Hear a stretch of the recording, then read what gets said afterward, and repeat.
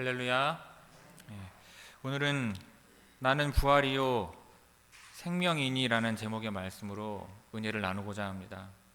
예수님께서 나는 무엇이다 라고 하셨던 말씀 중에서 가장 이해하기도 설명하기도 어려운 말씀이기는 합니다. 한 주간 동안 도대체 이 말씀을 어떻게 준비해서 전해야 할까 많은 고민이 있기도 했습니다. 그런데 부활과 생명에 대해서 이야기를 하려면 역설적이게도 죽음에 관하여 이야기를 하지 않을 수가 없는 거예요. 별로 하고 싶지 않지만, 그런데 사람은 누구나 죽음을 두려워합니다. 아직 오지 않은 미래에 대한 불안도 있지만 죽음이라고 하는 문턱 앞에서 그 어떠한 철학도 과학도 그 어떠한 위로도 무력해지는 순간이 있습니다. 암이 재발을 해서 항암을 하던 성도를 신방 전도사와 함께 병상을 방문한 적이 있습니다. 그 성도는 두려워하면서 제가 정말 천국에 갈 수 있을까요? 죽음 이후에 정말 천국이 있을까요? 라고 질문을 하면서 담임 목사님한테는 말씀하지 말아주세요 했던 기억이 납니다. 신앙이 깊은 분조차도 죽음 앞에서는 이와 같은 근본적인 질문을 던지게 되는 것입니다. 그런데 우리 모두 마찬가지 아닐까요? 사랑하는 사람을 떠나보낼 때 또는 자신의 죽음을 마주할 때 우리는 정말 이것이 끝인가? 라는 질문 앞에 서게 되는 것입니다. 어쩌면 여러분 중에도 최근에 큰 상실을 경험하신 분이 계실 수 있습니다. 사랑하는 가족이나 친구를 잃으셨을 수도 있고요. 중요한 관계가 끝났을 수도 있으며 오랫동안 일해온 직장을 잃으셨을 수도 있습니다. 그런데 이러한 작은 죽음들이 우리의 마음에 깊은 상처를 남기는 거예요. 특히 팬데믹을 겪으면서 우리는 죽음의 현실을 더 가깝게 느꼈습니다. 평범했던 일상이 갑자기 멈추고 익숙했던 관계가 단절이 되고 많은 이들이 사랑하는 사람들을 예고 없이 떠나보내야 했습니다. 죽음은 그저 텔레비전에서 또는 통계나 숫자로만 보던 것이라고 생각을 했는데 그 죽음이 갑자기 나의 실제적인 경험이 되었던 것입니다. 이러한 상실과 끝이라고 하는 경험 앞에서 우리는 종종 스스로에게 묻습니다. 이것이 정말 끝일까? 더 이상의 의미는 없는 것일까? 이 모든 고통과 상실 너머에는 무엇이 있을까? 오늘 우리가 함께 살펴볼 성경 본문은 바로 이러한 인간의 가장 근본적인 질문에 대한 예수님의 응답입니다. 요한복음 11장에서 예수님은 상실과 죽음의 한가운데에서 놀라운 선언을 하십니다. 나는 부활이요 생명이니 라는 선언을 하시는 것입니다. 요한복음 11장의 이야기는요, 예수님과 매우 가까웠던 한 가족 마르다와 마리아 그리고 그들의 오빠인 나사로에 관한 이야기입니다. 베단이라고 하는 작은 마을에 살던 나사로가 심한 병에 걸렸습니다. 걱정이 된 누이들은 예수님께 사람을 보내서 소식을 전해요. 주여 보소서, 주께서 사랑하시는 자가 병들었나이다. 그들은 예수님이 오시면 나사로를 고쳐주실 것이라고 믿었어요. 그런데 예수님은 그 소식을 들으시고도 계시던 곳에 이틀을 더 머무르십니다. 그 후에 제자들에게 말씀을 하세요. 우리 친구 나사로가 잠들었도다. 그러니 내가 깨우러 가노라. 제자들은 실제 잠을 말씀하시는 줄 알았지만 예수님은 나사로의 죽음을 말씀하신 것이죠. 예수님께서 베다니에 도착했을 때 나사로는 이미 죽어서 무덤에 있은 지 나흘이나 되었습니다. 마을에는 많은 조문객들이 마르다와 마리아를 위로하고 있었어요. 예수님이 오신다는 소식을 들은 마르다는 예수님을 맞으러 나갔습니다. 그녀의 첫 마디는 아마도 그녀의 마음속에 있는 깊은 아쉬움과 슬픔을 담고 있었을 거예요. 뭐라고 말을 하냐면, 주께서 여기 계셨더라면 내 오라비가 죽지 아니하였겠나이다. 이 말 속에서 우리는 마르다의 믿음과 동시에 그녀의 상실감을 느낄 수 있습니다. 그녀는 예수님이 나사로를 고칠 수 있다고 믿었지만 이제는 너무 늦었다고 생각을 했어요. 죽음이라고 하는 끝은 돌이킬 수 없는 것이라고 여겼던 것입니다. 하지만 마르다의 믿음은 여전히 굳건했어요. 그녀는 덧붙이죠. 그러나 나는 이제라도 주께서 무엇이든지 하나님께 구하시는 것을 하나님께서 주실 줄 아나이다 라고 고백을 합니다. 바로 이 순간에 예수님은 인류 역사상 가장 위대한 선언 중에 하나를 하십니다. 나는 부활이요 생명이니 나를 믿는 자는 죽어도 살겠고 무릇 살아서 나를 믿는 자는 영원히 죽지 아니하리니, 그 다음 말도 있습니다. 이것을 내가 믿느냐라고 말씀을 하시는 거예요.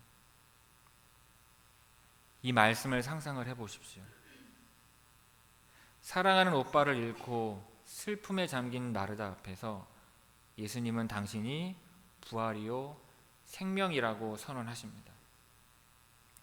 그런데 이것은 단순한 위로의 말씀이나 미래에 대한 희미한 약속의 말씀이 아니에요. 예수님은 자신이 바로 죽음을 이기는 생명의 근원이심을 선포하신 것입니다. 이 대화 후에요, 마르다는 집으로 돌아가서 마리아에게 예수님이 오셨다고 알려요. 마리아도 예수님께 달려와서 마르다와 똑같은 말을 합니다. 주께서 여기 계셨더라면 오라비가 죽지 아니하였겠나이다. 그리고 잠깐 다른 이야기가 나오는데, 예수님은 마리아와 그 곁에 있던 사람들이 우는 것을 보시고 심령의 비통함을 느끼시면서 눈물을 흘리십니다. 요한복음에서 가장 짧지만 가장 깊은 의미를 담은 구절이 여기에 있어요. 예수께서 우시니라, 예수께서 눈물을 흘리시더라 라는 말씀이 나옵니다. 예수님께서 사람을 사랑하고 그 사람에게 공감하는 것이 무엇인지를 분명히 보여주는 장면이에요. 나중에 기회가 되면 이에 대한 이야기는 별도로 따로 하도록 하고요. 자, 그 후에 예수님께서 나사로의 무덤으로 가십니다. 무덤은 돌로 막혀 있었고요. 예수님은 그 돌을 옮겨 놓으라고 말씀을 하세요. 그러자 마르다가 주여 죽은 지가 나흘이 되었으며 벌써 냄새가 나나이다 라고 말했지만, 예수님은 그녀에게 내 말이 내가 믿으면 하나님의 영광을 보리라 하지 아니하였느냐라고 답하십니다. 그렇게 돌이 옮겨진 후에 예수님은 하늘을 우러러 기도하신 다음 큰 소리로 외치시죠. 나사로야 나오라. 그러자 죽었던 나사로가 수의에 쌓인 채 무덤에서 걸어 나왔습니다. 이 놀라운 이야기는요, 예수님의 나는 부활이요 생명이니 라는 선언이 단순히 허울뿐인 말이 아니라 실제적인 능력임을 보여주는 것입니다. 예수님은 말씀으로 죽은 자를 살리셨어요.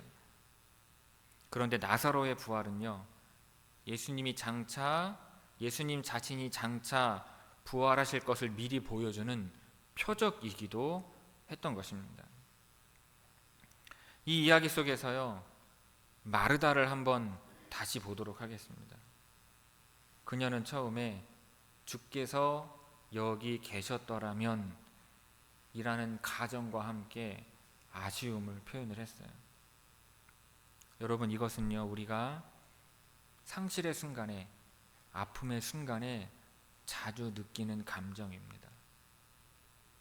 만약 이렇게 했었더라면, 내가 그때 그렇게 하지 않았더라면, 내가 그때 이렇게 했었더라면 지금 이렇지는 않았을 텐데, 내가 그때 그렇게 했더라면 지금의 상황은 달랐을 텐데 라고 시작하는 생각들. 우리에겐 누구나 돌이킬 수 없는 과거에 대한 후회와 아쉬움들이 있는 것입니다. 그런데 예수님과의 대화를 통해서 마르다는 중요한 진리를 마주하게 돼요. 그것은 예수님이 단순히 병을 고치는 분이 아니라 죽음 자체를 이기는 생명의 근원이시라는 사실입니다. 예수님은 마르다에게 더 큰 관점을 제시하셨고 그녀의 믿음은 더 깊어지게 돼요.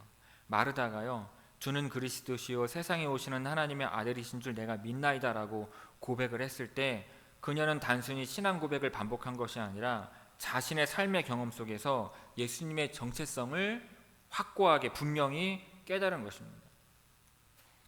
여러분, 우리의 삶에도요 이와 같은 순간들이 있습니다. 우리가 알고 있다고 생각했던 진리가 갑자기 생생한 경험으로 다가오는 순간들을 경험하는 것입니다.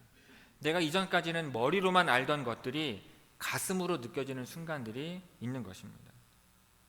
근데 마르다는 나는 부활이요 생명이니 라고 하는 그 말씀에 대해서 실제적인 경험으로 알게 되는 거예요.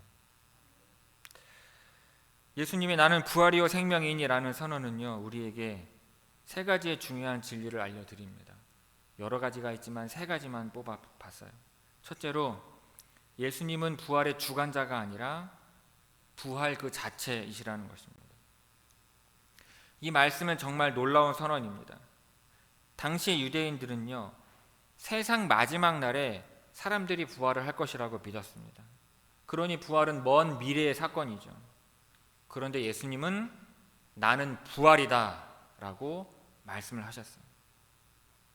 이것은 마치 빵집 주인이요 나는 빵을 만드는 사람이 아니라 나는 빵이다 라고 말하는 것과 같습니다.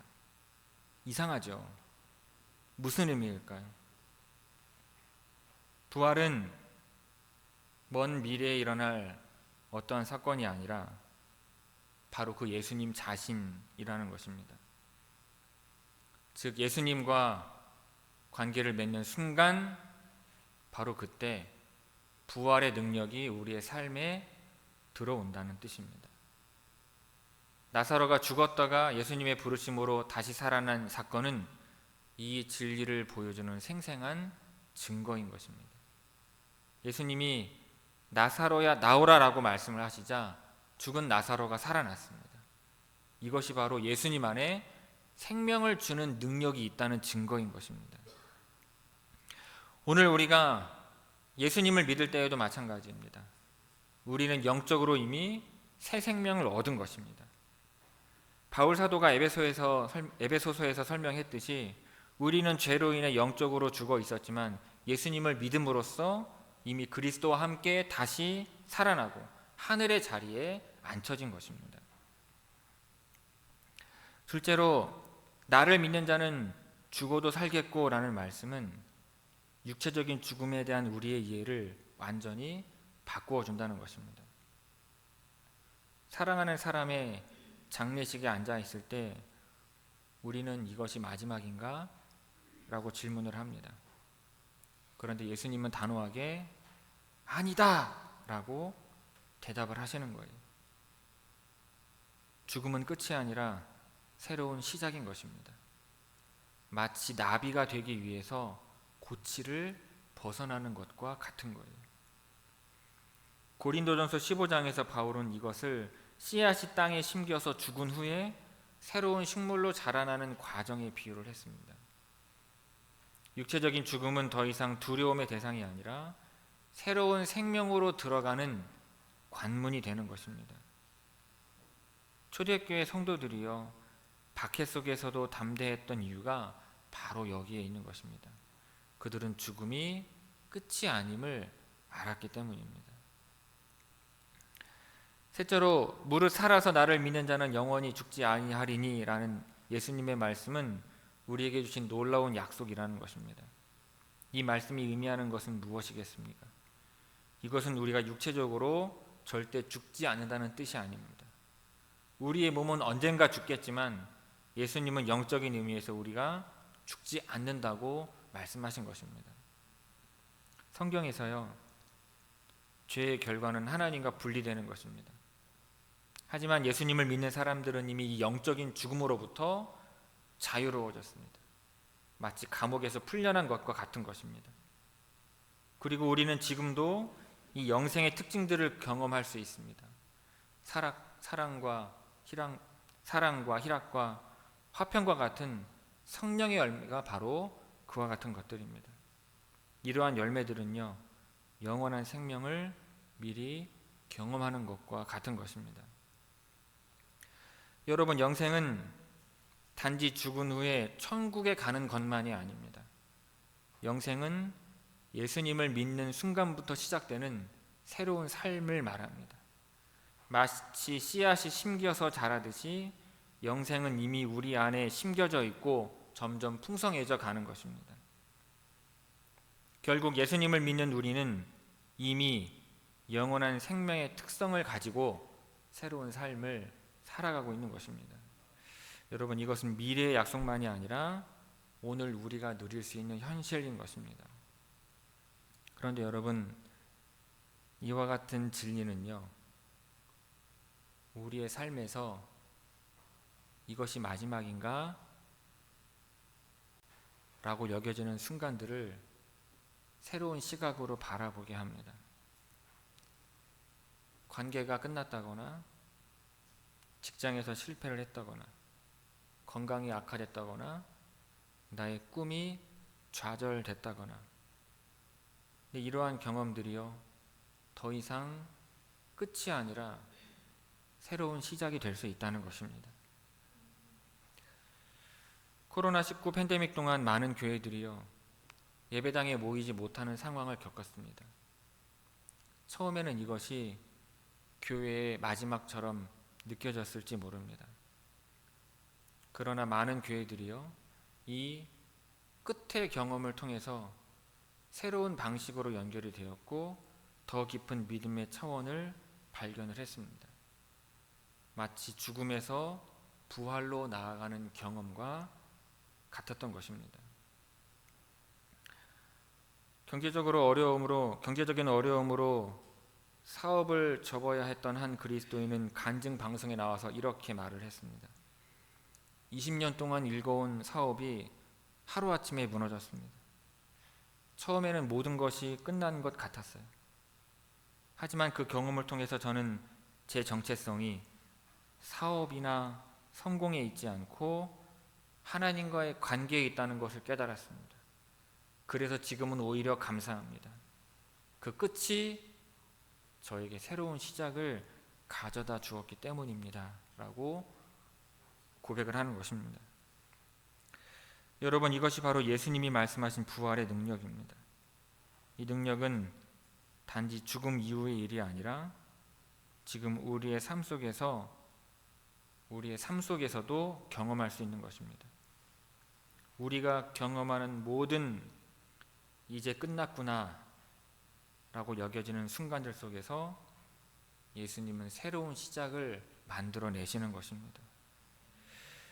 나사로를 무덤에서 불러내신 예수님께서 오늘도 우리에게 나오라고 말씀을 하십니다. 절망의 무덤에서, 두려움의 무덤에서, 자기 연민의 무덤에서 나오라고 부르시는 것입니다. 그리고 우리가 그 부르심에 응답할 때 우리는 부활의 생명을 경험하게 될 줄로 믿습니다. 요한복음 11장에서 예수님은 마르다에게 중요한 질문을 던지셨습니다. 이것을 내가 믿느냐? 그런데 오늘 예수님은 우리에게도 동일한 질문을 던지고 계십니다. 여러분은 예수님이 부활이요 생명이심을 믿으십니까? 여러분이 경험하는 이것이 마지막인가? 라고 여겨지는 순간들 속에서도 새 생명을 창조하시는 분임을 여러분은 믿으십니까? 마르다가요, 예수님의 말씀을 믿었을 때 그녀는 하나님의 영광을 보았습니다. 죽었던 나사로가 무덤에서 걸어 나오는 놀라운 장면을 목격을 했어요. 우리도 마찬가지입니다. 우리가 진정으로 예수님이 부활이요 생명이심을 믿는다면 우리의 삶 속에서도 이와 같은 부활의 증거들을 경험하게 될 줄로 믿습니다. 우리가 끝이라고 생각했던 순간들이 새로운 시작으로 변화되는 것을 보게 될 줄로 믿습니다. 오늘 여러분이 어떠한 상황에 처해 있든 지금 어떠한 끝을 경험하고 계시든 기억하시기를 바랍니다. 예수님은 나는 부활이요 생명이니라고 선언하셨습니다. 우리 주님은 모든 끝을 넘어서는 새로운 시작을 만들어내시는 분이십니다. 그리고 그 예수님은 지금 여러분에게 묻고 계십니다. 이것을 내가 믿느냐? 이 물음에 주여 내가 믿나이다 라고 대답하심으로 끝의 순간에서 새로운 시작을 만들어내시는 주님을 경험하는 여러분들 다 되시기를 간절히 축원합니다.